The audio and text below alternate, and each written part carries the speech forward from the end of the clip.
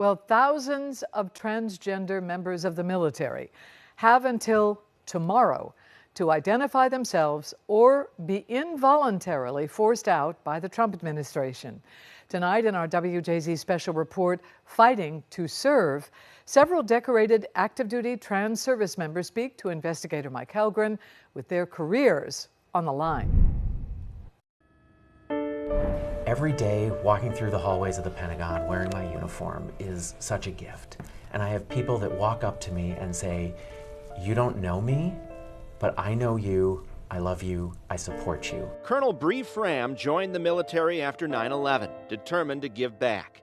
She never thought her distinguished career of more than 2 decades in the Air Force and now the Space Force would end with an executive order from the president to purge the military of anyone transgender. Do you feel like the country is turning its back on you? I'm absolutely heartbroken because we have given everything of ourselves. We have met every standard, every demand the military in this country has asked of us. We have risen to the challenge and in most cases exceeded that. Her friend and colleague, Navy Chief Petty Officer Ryan Goodell, already made the difficult decision to voluntarily separate.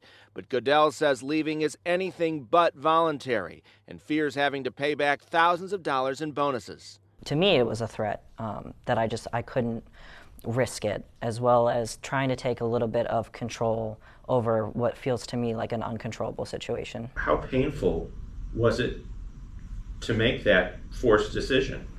It was extremely painful. To have that ripped away is devastating to me. By their sides and living with the same uncertainty, Sabrina Bruce, a decorated Master Sergeant in the Space Force. I've served authentically, and it's not been an issue. I've been promoted multiple times, multiple medals, awards, everything.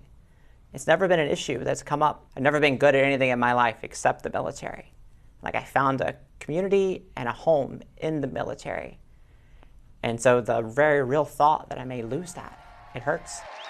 Our warriors should be focused on defeating America's enemies, not figuring out their genders. The president has made no secret of his plans to oust transgender service members. Getting woke lunacy and transgender insanity the hell out of our government.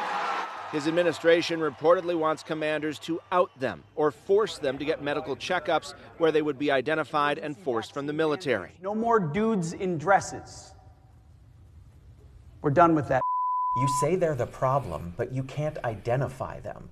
And the government's response was, well, we would have to go through their medical records to figure it out.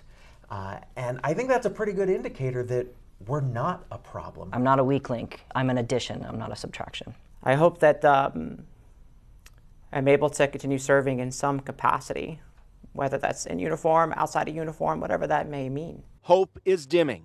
The U.S. Supreme Court ruled the government can oust them, while multiple legal challenges wind their way through the courts. What's likely going to happen is that by the time we get a ruling from the court that puts a final stamp on this, people's lives will have been disrupted. We will almost all, if not all of us, be gone from the military. Is there a real sense of fear and dread right now? There will be times at night where I, have to fend off panic attacks because I don't know what my future is going to be like. Am I going to be able to land a job outside of the military? An analysis in 2017 found discharging transgender troops would cost $1 billion, far more than the $52 million spent on gender-affirming care. In fact, we're taking some of them directly off the battlefield today.